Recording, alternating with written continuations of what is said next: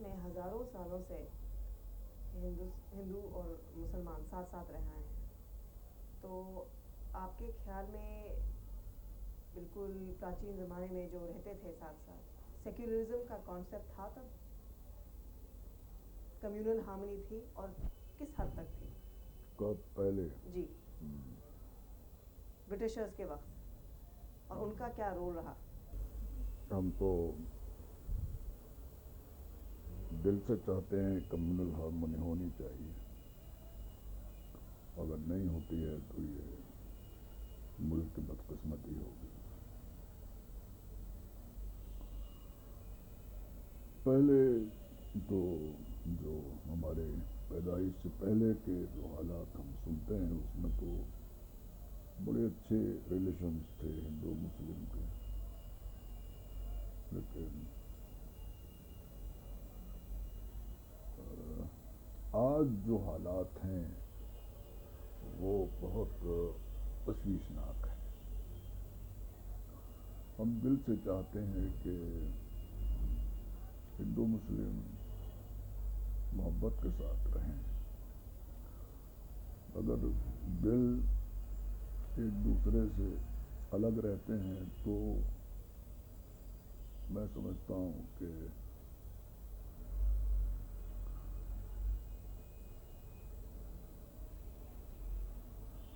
ملک کے لیے بہت سی پریشانیاں آ سکتی ہیں۔ امام صاحب، پچھلے 10 سال میں جو کمیونل رائٹس ہو رہی ہیں اس میں بہت بڑھاوا دیکھا گیا ہے، ہم نے 40% انکریز ہوا ہے۔ ہاں، تو رائٹس جو ہیں، میں تو کئی بار اس کو کہا میں نے کہ یہ بھی ہماری بدقسمتی ہے۔ تو یہ ایسا ہے کہ برٹش گورنمنٹ تھی، اس کے بعد کانگریس گورنمنٹ اس کی جگہ آئی، کچھ دنوں کے لیے جنتا رجیم آیا۔ میں سمجھتا ہوں کہ انگریز یعنی برٹش گورنمنٹ کو چھوڑ کر سب نے یہی کہا کہ آپس میں ایکتا رہنی چاہیے۔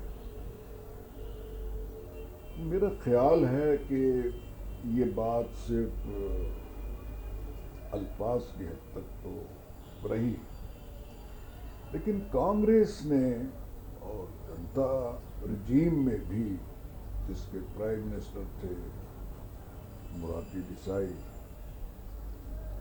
وہ بھی نہیں چاہتے تھے کہ ہندو مسلم ایک رہیں۔ جب تک گورنمنٹ کی سرپرستی اس خاص امپورٹنٹ مسئلے میں نہ ہو،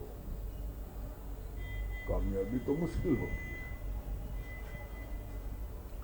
لیکن اگر کامیابی ہو جائے تو جس کا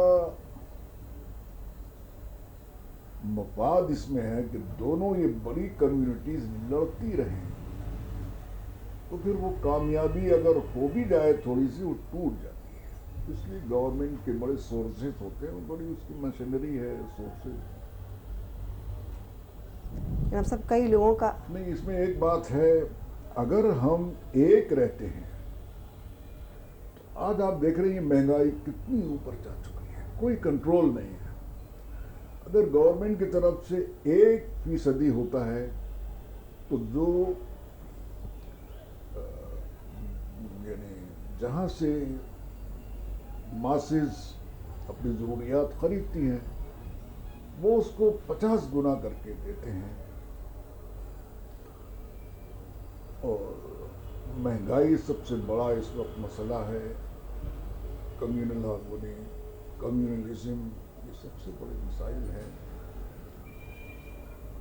تو اگر ہندو مسلم ایک ہو جائیں تو جتنے بڑے بڑے مسائل ہیں، کوئی گورنمنٹ ہو، جو آج کی گورنمنٹ ہے، جو کل کی گورنمنٹ ہے، یا جو کل آنے والی گورنمنٹ ہے، गवर्नमेंट तो चेंज हो जाएगी, गवर्नमेंट कल दूसरी भी आ सकती है। तो उसके लिए एक आवाज हिंदू मुस्लिम की तरफ से उठे कि डू, कुछ नहीं, लंबे चौड़ी बात नहीं, डू, जो हमने कहा वो करो। गवर्नमेंट मजबूर होगी, महंगाई खत्म करो, टैक्सेस मासेस पे न लगाओ। देखिए, पेट्रोल की कीमत बढ़ती है, कोयले की कीमत बढ़ती है, तो फौरन हर चीज महंगी होती है। गवर्नमेंट की तरफ से 1 रुपया बढ़ता है, जो बेचने वाले हैं वो 10 रुपए कर देते हैं, 10 दिन के बाद 20 रुपए कर देते हैं। तो ये तो लोग मरते। अगर एक हो, गवर्नमेंट से कहें हम नहीं, जो कीमत थी कल वही होगी, कोई सवाल नहीं पैदा होता कि गवर्नमेंट उस बात को न माने। लंबी चौड़ी तकरीर नहीं, कोई मूवमेंट नहीं, जो हमने कह दिया वो करो। अगर ये दोनों एक, तो फिर छोटी छोटी कम्युनिटीज हैं वो भी एक, वो तो होंगी फिर एक। तो गवर्नमेंट हमारे कहने से बाहर नहीं जा सकती, और गवर्नमेंट ऐसा चाह नहीं सकती कि दोनों एक हो जाए। लेकिन इस वक्त गवर्नमेंट में जो प्राइम मिनिस्टर है राजा वीपी सिंह, वो दिल से चाहते हैं, मैं समझता हूं, लेकिन इस वक्त वो जो गवर्नमेंट चला रहे हैं वो ऐसी बैसाखियों में चला रहे हैं जो पक्के कम्युनल हैं, जैसे बीजेपी है। मैं समझता हूं जनता दल की सबसे बड़ी जो गलती हुई वो ये कि बहुत सी जगह इन्होंने एडजस्टमेंट किया बीजेपी के साथ, वरना इससे पहले 2 सीटें थी। आज मेरा ख्याल है 90 के करीब, यानी 90 के करीब है। अगर एडजस्टमेंट ना हो और आइंदा भी इलेक्शन हो और एडजस्टमेंट और कोई मुआहदा इनसे ना हो, तो मेरा ख्याल है कि जो आज हालात हैं उसमें जमीन आसमान का फर्क होगा। तो प्राइम मिनिस्टर तो चाहता है, हम समझते हैं, ऐसा ख्याल है हमारा कि वो दिल से चाहता है, लेकिन पीछे धक्का देने वाले मौजूद हैं। वो क्या करे? और वो वही लोग हैं जो कम्युनल हैं और खुसूसन मुसलमानों के बदतरीन दुश्मन हैं। मुसलमान की अगर परसाया उनके सामने आ जाए तो वो शायद तलवार से उसको भी ख़त्म करने की कोशिश करें। तो ये चीज़ है, हिंदू मुस्लिम एकता बहुत ज़रूरी है। और मैं समझता हूँ हिंदू हो या मुसलमान हो, उसको ऐसा रहना चाहिए जैसे सूरज होता है। जैसे आपने कहा कि मैं इसमें कहूँ, चांद है, हवा है, बारिश है, वो सबके लिए होती है। तो हमको सबको ये सोचना चाहिए कि जिस तरह हमारे एक अल्लाह करीम ने, एक खुदावंद कुद्दूस ने एक सूरज बनाया, एक चांद बनाया और वो सबके लिए बनाया, तो हमको भी चाहिए हम ऐसी फीलिंग्स अपने अंदर रखें, ऐसे ख्यालात हम रखें कि हम उसी की तरह हम सबकी खिदमत अंजाम दें। तब तो इस मुल्क का भला है। और अगर इस रास्ते से हटते हैं तो फिर उस सूरत में सिवाय इसके कि मुल्क के लिए मसाइब खड़े हो रहे हैं, खड़े हो सकते हैं, मुल्क टूट सकता है, मुल्क हट सकता है, तो वो तो बहुत गलत बात होगी, अफसोसनाक बात होगी। नवाब साहब, बीजेपी का कहना है कि यदि मंदिर नहीं बनता तो वो अपना सपोर्ट जनता दल से हटा लेंगे। इसका मतलब कि जनता दल की गवर्नमेंट की गिरने की भी का भी खतरा है और मिड टर्म पोल्स होने का भी खतरा है। मैं समझता हूँ कि ऐसी गवर्नमेंट से जिसमें हद दर्जे के कम्युनल लोग हों, कम्युनलिज्म उस गवर्नमेंट को चला रहा हो। देखिए, मेरी राय से इख्तलाफ किया जा सकता है, ये मेरी अपनी ज़ाती राय है कि मैं तो दुआ करता हूँ कि अगर वो हटा लें अपना और गवर्नमेंट टूट जाए। इस तरह तो गवर्नमेंट टूटती नहीं। फिर तो ये होगा ना कि जो बड़ी पार्टी है उसको इनवाइट किया जाएगा, फिर उसके साथ कितने लोग हैं उनको इनवाइट किया जाएगा। अगर प्रेसिडेंट ऑफ इंडिया उस परेड में ناکام ہوتا ہے تو اس کے بعد پھر وہ ٹوٹ سے یہ تھوڑی کہ وہ کہتے صاحب ہم اپنی جو سہیوگ ہے یا ہماری جو امداد باہر سے ہے وہ ہم واپس لیتے ہیں تو گورنمنٹ فوراً ٹوٹ جائے گی. ایسا تو نہیں ہے کانسٹیٹیوشن میں. وہ تو گورنمنٹ جو پریزیڈنٹ ہے وہ دیکھے گا کہ بھائی دوسرے بھی کوئی طریقے ہیں ایسے کہ جو گورنمنٹ کو چلا سکے. اگر اس میں وہ ناکام ہوتا ہے, گورنمنٹ ٹوٹتی ہے, پھر مڈ ٹرم الیکشن ہوتا ہے, مڈ ٹرم پول ہوتا ہے, اور پھر جنتا دل وہ غلطی نہیں کرتا ہے جو اس نے اس الیکشن میں کیے نومبر اس میں 99 میں نہیں کرتا ہے, تو ان کو اپنی حقیقت معلوم ہو جائے گی کہ یہ کتنے پانی میں, تو ایڈجسٹمنٹ سے ہی اوپر آ گئے. اور میرا خیال یہ ہے کہ شاید یہ اپنی حیثیت کو خود بھی جانتے ہیں اچھی طرح اور سمجھتے ہیں کہ اس وقت جو 90 کے قریب ان کے ممبرز ہیں وہ ایڈجسٹمنٹ کی بنیاد پر آئے ہیں, وہ الگ نہیں ہوں گے. میں آپ سے کہہ رہا ہوں, اور اگر الگ ہوتے ہیں تو میں اس کو ویلکم کہوں گا. خوش آمدید. امام صاحب یہ کیسی لابی ہے جو کہ ہندو فیلنگز کے ساتھ کھیل رہی ہے, اس کو یعنی کہ وائلنس کی طرف دھکا دے رہی ہے؟ یہ مجھے نہیں معلوم. جو پڑھے لکھے لوگ ہوتے ہیں, جو سمجھدار ہوتے ہیں, جو قوم کو دھکا دے سکتے ہیں, نیشن کو دھکا دے سکتے ہیں, وہ کیسے دوسرے دھکے کو مان لیتے ہیں, کیسے وہ دھکا ان کو آگے پھینک دیتا ہے, میں نہیں جانتا. یہ تو دھکا نہیں دے رہی کوئی, وہ تو ان کی اپنی دماغی فیلنگز ہیں تو مسلم دشمنی میں آگے جا رہی ہیں.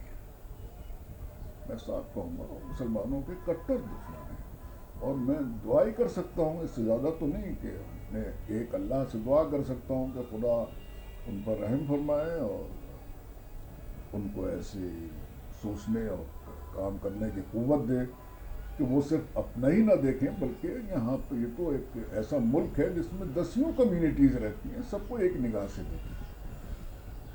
لیکن میں سے میرا یہ بھی خیال ہے, دیکھیے ہندو میں بہت اچھے اچھے لوگ ہیں, اور ہندوؤں کی میجورٹی کو ان کے دماغ کو خراب کرنے کی کوشش کی جا رہی ہے. کوئی بھی کمیونٹی ہو یا ماسز ہوں کسی بھی کمیونٹی کے, وہ کبھی اس کو پسند نہیں کرتے کہ 1 گھنٹے کے لیے بھی کرفیو لگے. ہمارے ملک میں غربت بہت ہے, غریبی بہت ہے, بہت سے نشانے تو غربت سے بھی نیچے جا چکے ہیں بہت سی کمیونٹیز کے لوگوں کے افراد. تو ایسے بھی لوگ ہیں جو 10 15 20 روپے کماتے ہیں اور شام کو کمایا اپنے بچوں پہ خرچ کیا. ایسے بھی ہیں جو اوسط درجے کے لوگ ہیں, جیسے امپلائیز ہیں, اس میں گورنمنٹ کا کتنا نقصان ہوگا اگر کرفیو لگے وہ نہ جا سکے. پھر ایسے بھی طبقے ہیں جو کروڑوں میں کھیلتے ہیں صبح سے شام تک, ادھر سے کروڑوں ہو گیا, ادھر سے ہزاروں لاکھوں کروڑوں میں کھیلتے ہیں ایک آدمی. تو وہ کب چاہیں گے ایک دن کے لیے کرفیو لگے, 1 گھنٹے کے لیے کرفیو لگے؟ جو غریب ہے وہ کہاں سے کھلائے گا؟ جو کروڑوں میں کھیلتے ہیں ان کا تو کروڑوں کا نقصان ہو جائے گا 1 دن کا. تو اس میں وہ جو طبقہ ہے وہ تو کبھی نہیں چاہے گا, جو غریب طبقہ ہے وہ کبھی نہیں چاہے گا. یہ وہی لوگ چاہتے ہیں جو بیکار ہوتے ہیں, اور وہ سوچتے رہتے ہیں کس طرح قوم کے دماغوں کو خراب کیا جائے, کس طریقے سے مسلمانوں کے خلاف, سکھوں کے خلاف, ہریجنس کے خلاف, کرسچینس کے خلاف, پارسیوں کے خلاف ہم اپنی کمیونٹی کو, وہ یہ سمجھ لیں جو کمیونل ہارمونی کے خلاف ہیں, جو کمیونلزم کو ہوا دیتے ہیں, بڑھاوا دیتے ہیں, وہ سمجھ لیں کہ وہ ان کی تعداد اس ملک کے اندر ایسی ہے جیسے آٹے میں نمک ملایا جاتا ہے. تو وہ ملک کے کسی بھی کمیونٹی یا کمیونٹیز کے دشمن نہیں, وہ ملک کے دشمن ہے. وہ چاہتے ہیں ملک تقسیم ہو جائے. اب دیکھیے کشمیر, کیا آپ سمجھتی ہیں ان حالات میں کشمیر رہے گا؟ مجھے بتائیے, نہیں رہ سکتا کشمیر. میرا مطلب یہ نہیں کہ وہ زمین کا ٹکڑا کٹ کے انڈیا سے باہر چلا گیا, یہ چلا جائے, میرا مطلب یہ ہے کہ انہی لوگوں کے، دیکھیں 370 ہے، 370 وہ کانسٹیٹیوشن کے اندر ہے، لیکن جہاں تک آپ دیکھیں گی عمل کے اعتبار سے یا پریکٹیکلی آپ دیکھیں گی، 370 صرف کانسٹیٹیوشن کے کاغذات رجسٹروں میں ہے، عملاً اور پریکٹیکلی اس کا کوئی وجود نہیں ہے۔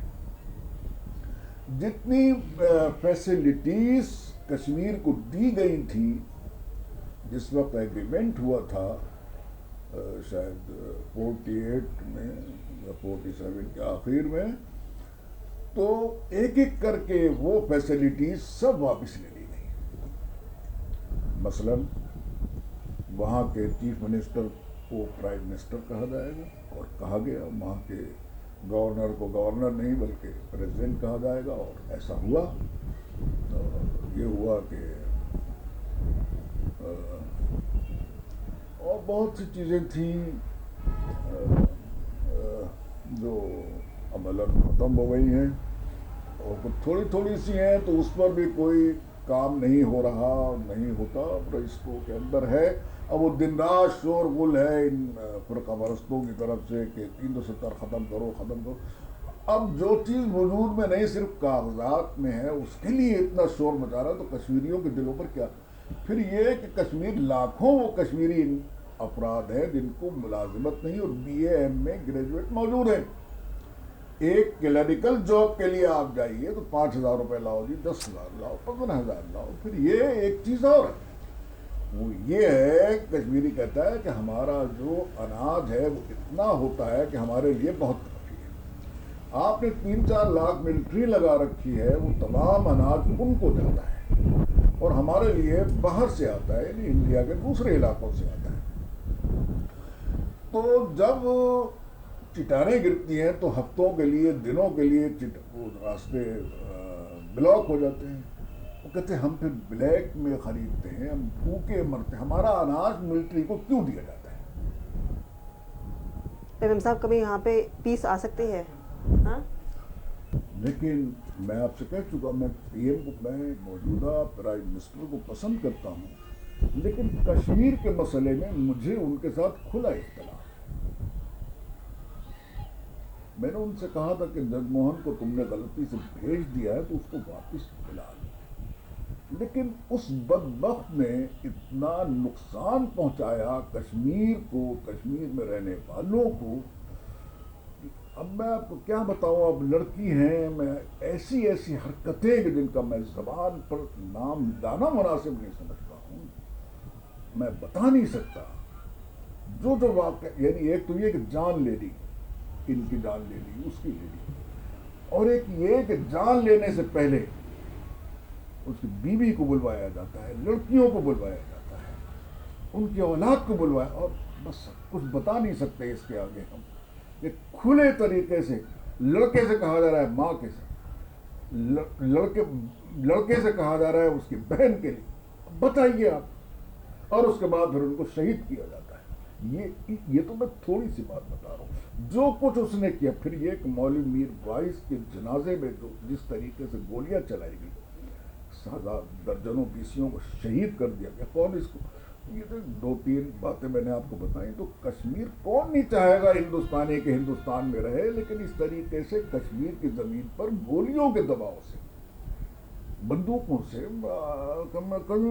ایمونیشن سے زمین پر قبضہ رکھا جا سکتا ہے، لیکن اینٹ پتھروں کو رکھ سکتے ہو، زمین کے ذرات کو رکھا جا سکتا ہے، لیکن وہاں کے لوگوں کے دلوں کو جوڑنا اصل چیز ہے۔ وہ کیسے جوڑیں گے، اس کی کوئی تجویز ہمارے ذہن میں اس وقت نہیں ہے، اس وقت تک نہیں ہے، اور نہ ہمیں امید ہے کہ آئندہ ہو سکتی ہے۔ کشمیری کے دل تو ٹوٹ چکے ہیں، اور اب جوڑنے والے تو ہیں نہیں۔ جو باقی رہ گئے ان کو بھی فنا کر دو، زمین کا ٹکڑا ہے، اس زمین کے ٹکڑے کو اپنا جو چاہو سو کرو۔ کشمیر کے لیے تو میرے پاس کوئی تجویز ہے نہیں اس وقت۔ جس وقت میں نے کہا تھا اس وقت راستے نکل سکتے تھے، بن سکتے تھے، آج نہیں۔ امام صاحب آپ سے پوچھنا تھا، یہ ایودھیا میں جو ہو رہا ہے رام جنم بھومی اور بابری مسجد کے بیچ میں، آپ کا کیا سٹینڈ ہے؟ دیکھیے اسٹینڈ تو پیسفل ہے اور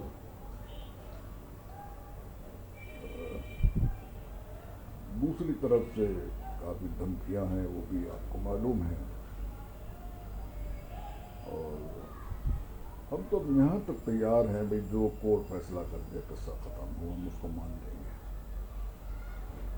لیکن کورٹ کا فیصلہ ہونے سے پہلے جو دھمکیاں دی جا رہی ہیں ہم اس کو برداشت کر رہے ہیں، ہم میں بہت برداشت کی طاقت ہے، لیکن اگر ایک شخص بندوق لے کے سامنے آ جائے اور ہم اپنی جان ایسے ہی بیٹھے بیٹھے دے دیں تو یہ تو بزدلی ہوگی. تو ڈیفینس تو ایک مچھر بھی کرتا ہے، مکھی بھی کرتی ہے. آپ ایک مکھی ہے، اس کے ہیبٹ آپ یہاں سے اڑائیے اس کو مکھی کو تو وہ تو ہو جائے گی، پھر وہیں آ کے بیٹھے گی، ادھر تھوڑا فاصلہ آپ اڑا دیجیے، پھر وہیں آ کر بیٹھے گی. تو وہ کہتی ہے مجھے کیوں اڑایا جا رہا ہے، میرا کیا قصور ہے، لیکن پھر وہ انتقام میں آ کے بیٹھتی ہے کہ تم اڑا رہے ہو میں وہیں آؤں گی. تو اگر جیسا وہ کہتے ہیں، لیکن میں سمجھتا ہوں کہ جو بادل گرجتے ہیں زیادہ وہ برستے کم ہیں. ہمارے اندر گرجنے کی طاقت ہے، بہت ہے، بہت زیادہ طاقت ہے، لیکن ہم گرجتے نہیں. اس طاقت کو ہم نے سیو کیا ہوا ہے، محفوظ. وہ اپنی طاقت کو برباد کر رہے ہیں گرج کر.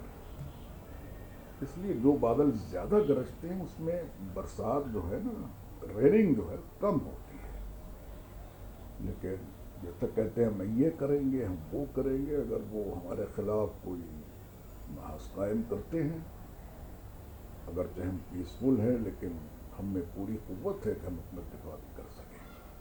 امام صاحب یدی ایسا کورٹ ڈیسیجن تب تک نہیں ہوا ہاں، اکتوبر جیسے 30 آپ نے تک کہا جی کہ کسی کی یہ سجیشن ہے کہ گراؤنڈ فلور پہ مسجد جو اس کے اوپر ملٹی جو ہے بلڈنگ وہ مندر کی، تو یہ تو کوئی کسی کی کوئی تجویز نہیں ہے. کسی نے کوئی ذمہ دار آدمی تو میرا خیال ہے ایسی اس کی طرف سے کوئی تجویز نہیں آئی، میں نے آپ ہی سے سنی ہے. لیکن اگر کوئی ذمہ دار شخصیت ایسی کوئی تجویز رکھتی ہے تو اس کو کون ایکسیپٹ کرے گا؟ یہ تو امپاسبل، ناممکن ہے یہ چیز. امام بہرحال ہم صاحب چاہتے ہیں کہ بھائی دیکھیے مسجد مسجد رہے، جیسے پرائم منسٹر نے بھی کہا مسجد مسجد رہے، مسلمانوں کو قبضہ ملے، اور اس کے ساتھ مسجد سے آگے فاصلے پر کوئی زمین ایسی ہو جو متنازع ہے. اصل مسلمان کہتے ہیں ہماری ہے، وقف بورڈ کہتی ہے ہماری ہے. اگر وہ یہ کوئی تجویز رکھے کہ صاحب ہم مسجد سے اتنے دور فاصلے پر بنانا چاہتے ہیں، مسجد اپنی جگہ مسجد رہے گی اور اس کو ہم چھیڑیں گے نہیں، مسلمانوں کے حوالے ہم کر دیں گے، تو پرائم منسٹر نے کہا کہ اس پر غور کیا جا سکتا ہے. پرائم منسٹر یا حکومت مسلمانوں سے ریکویسٹ کر سکتی ہے، درخواست کر سکتی ہے بھائی آپ کی زمین ہے، آپ اس پر غور کر لیجئے، تو اس کو اگر ہو سکتا ہے تو اس کو چونکہ بڑے بھائی ہیں ان کے حوالے کر کے ان کو مندر کے لیے، یہ پرائم منسٹر کی تجویز ہے، میری نہیں ہے. تو امام صاحب مسٹر شہاب الدین کہہ رہے تھے کہ 87 میں انہوں نے یہ ریکمنڈیشن دی تھی پرائم منسٹر کو جب راجیو گاندھی تھے کہ مسجد کا ایسٹ ونگ بند کیا جائے اور جو پورا گراؤنڈ ہے، جو بابری مسجد کا گراؤنڈ ہے اندر ہی جس کے وہ بلٹ اپ ایریا نہیں ہے، وہاں پہ مندر بنایا جائے، اور ساتھ ساتھ میں پیچھے کی طرف. نہیں، میرا خیال یہ ہے کہ شاید آپ کا سمجھنے کا فرق ہو. جی ایسا ہے کہ واجد علی شاہ جو اودھ کے حکمراں تھے، جی انہوں نے، میں نے سنا ہے کہ مسجد سے باہر ایک چبوترا بنوایا تھا، اور غالباً ان کی خواہش یہ تھی کہ بھئی اگر تم کہتے ہو کہ بھئی رام جنم بھومی، تو تم اپنا چھوٹا سا مندر یہاں تعمیر کر لو. اگرچہ مستقبل کے لیے بہت خطرناک چیز ہے کہ ادھر اذان ہو ادھر سنگ بجے تو مسلمان ہندو مسلمانوں سے لڑیں، اذان ہو رہی ہے ہمارے اس میں فرق آ رہا ہے، اور مسلمان ہندوؤں سے کہیں کہ بھئی یہ سن کیوں کیا، اگر سے یہ چیز غلط ہے کہ بہرحال سنا ہے میں نے یہ ہے کہ بہادر وہ والد علی شاہ نے ایسا چبوترا کو بنوایا تھا. تو شہاب الدین نے جو کہا ہے غالباً اس چبوترے ہی سے مراد ہے. جہاں تک مسجد کے صحن کا سوال ہے، صحن ہو یا عمارت ہو، وہ تو کسی حالت میں ہمارے ہاں جو اسلامک لا ہے اس میں کسی حالت میں مسجد غیر مسجد ہو نہیں سکتی. وہ تو جب ایک مرتبہ بن گئی اللہ کے لیے تو وہ تو پھر دنیا رہتی دنیا تک جہاں سے شروع ہوئی ہے اس کے اوپر تک آسمان تک مسجد ہی ہے. ایسی بات وہ کہہ نہیں سکتا غالباً، آپ کے شاید سمجھ کا فرق ہو، اور اگر ایسی بات کہی ہے تو انہوں نے ناسمجھی میں کہی ہے. جی ایک دفعہ ہم ہسٹری میں پڑھ رہے تھے کہ مکہ میں بھی ایسی ایک جو مسجد تھی وہ پروفٹ نے انہوں نے اپنے آپ اس کو ہٹایا تھا کیونکہ وہ قرآن شریف میں ہے. جی وہ ایسا ہے وہ ان لوگوں نے بنائی تھی جو در حقیقت مسلمان نہیں تھے. انہوں نے اپنے آپ کو ظاہر کیا تھا کہ ہم مسلمان ہیں، لیکن در حقیقت وہ مسلمان نہیں تھے، اور جو انہوں نے ظاہر کیا اس ظاہر کرنے کا مقصد یہ تھا کہ مسلمانوں میں تفریق پیدا، یعنی تفریق آپ سمجھ گئے نا، جی مسلمانوں میں آپس میں لڑائی جھگڑے کی صورت پیدا کی جائے. تو اس مسجد کی تعمیر کروانے کا مقصد یہ تھا کہ مسلمان آپس میں لڑیں اور ان میں ٹکراؤ پیدا ہو. وہ مسجد کی نیت سے نہیں بنائی تھی، وہ مسجد مسلمانوں کو آپس میں لڑوانے کے لیے بنائی تھی.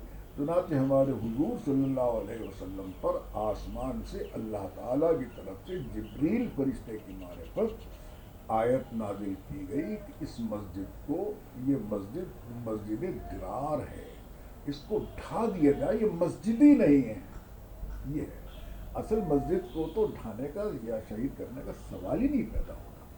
وہ تو مسلمان ہی نہیں تھے جنہوں نے، یعنی اسلام، یعنی قرآن پاک کی روشنی سے میں بتا رہا ہوں، مسلمان ہی نہیں تھے. وہ اصل میں منافق ہمارے یہاں کہتے ہیں ان لوگوں کو کہ جو اندر سے کچھ ہوتے باہر سے کچھ ہوتے، وہ لوگ تھے.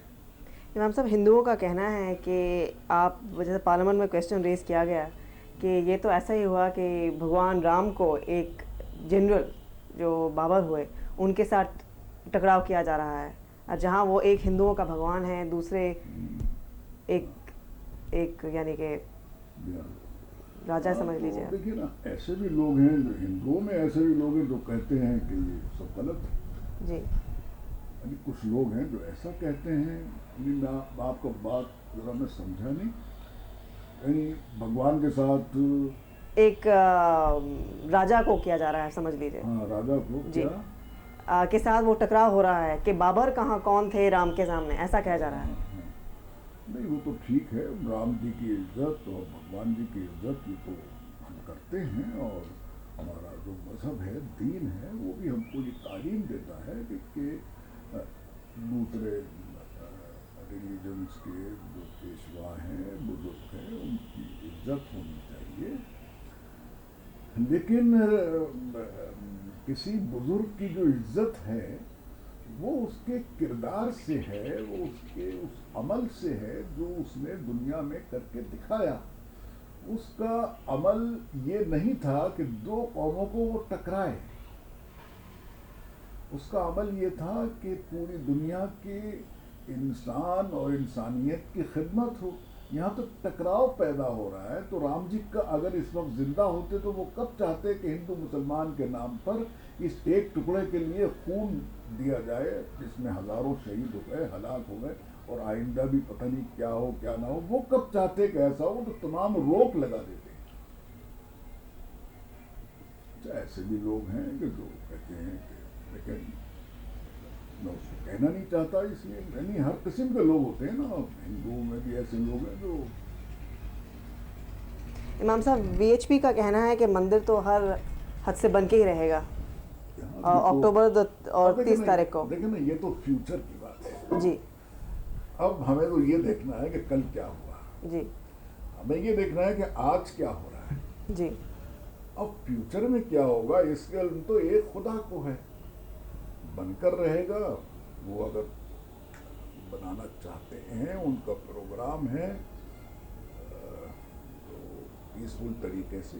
جیسے پرائم منسٹر کی تجویز میں نے اخبار میں پڑھی تھی, بات چیت کے ذریعے کہ بھائی مسجد مسجد ہی رہے گی مسلم, لیکن اب بڑے بھائی کا حق یہ ہے کہ چھوٹے بھائی کے سر پہ ہاتھ رکھے. چھوٹا بھائی بڑے بھائی کو وہ دیتا نہیں ہے, بڑا بھائی چھوٹے بھائی کو دیتا ہے, اس کے سر پہ ہاتھ رکھتا ہے, اس کو بہت کچھ دیا جاتا ہے. تو چھوٹے بھائی کی حیثیت میں اتنی ضد کر رہا کہ بھائی مسجد کو شہید کرنا اور پھر مندر بنانا, رام جی اس کو کب پسند کرتے اگر وہ زندہ ہوتے اس وقت. اگر وہ کہتے ہیں بھائی دیکھیں نا یہ تو ان کی تجویز ہے نا کہ بن کر رہے گا, تو میں اس میں کیا کہہ سکتا ہوں. مگر امام صاحب اگر کچھ ایسا ہوا تو ٹکر ہونے یا خون خرابے ہونے کی نوبت آ سکتی ہے؟ دیکھیے جہاں تک کہ آ سکنے کا سوال ہے تو اس زندگی میں پاسبلٹی تو ہر چیز کی ہے. اس کی بھی ہے کہ جو اس وقت زہریلا ماحول ہے, ایٹماسفیئر زہریلا, وہ محبت میں ہی بدل سکتا ہے, وہ پیار میں بھی بدل سکتا ہے. تو جو وہ کہتے ہیں کہ ایسا ہوگا, اور جیسا آپ نے سوال کیا کہ حالات خراب ہو سکتے ہیں, تو پاسبلٹی تو اس کی بھی ہو سکتی ہے. پاسبلٹی یہ بھی ہو سکتی ہے کہ اللہ تعالیٰ میں سب کچھ قدرت ہے, تو پھر ان کے دلوں کو ایسا کر دے کہ وہ مسلمانوں کو اپنا چھوٹا بھائی سمجھیں, اور چھوٹا بھائی جو ہے اپنے بڑے بھائی کی عزت کرے. تو امکان اور پاسبلٹی کا دائرہ تو بہت لمبا ہے. لیکن اگر حالات اس انداز میں بدلتے ہیں کہ وہ مسلمانوں پر خنجر لے کے آتے ہیں, مقابلے پر بندوق لے کر آتے ہیں, تو بھائی ہم اس کو تو نہیں چاہتے کہ ایسا ہو, لیکن ہم اپنا ڈیفنس کیے بغیر تو نہیں رہیں گے. یہ تو ظاہر بات ہے. اگر ان کے پاس طاقت ہے تو طاقت ہمارے پاس بھی ہے, اور اس طاقت کو ہم نرمی کے انداز میں لے رہے ہیں. جیسا میں نے اس سے پہلے کہا کہ جو بادل گرجتے ہیں وہ برستے کم ہیں. گرجنے کی طاقت ہم میں بھی ہے, گرجنے کی طاقت ان کے پاس بھی ہے. وہ استعمال کر رہے ہیں, لیکن ہم نے اپنی طاقت کو اپنے اندر رکھا ہوا ہے. لیکن کس وقت کے لیے؟ اگر کوئی بندوق لے کر ہمارے سینے پر آئے تو ہم اپنا ڈیفنس کریں.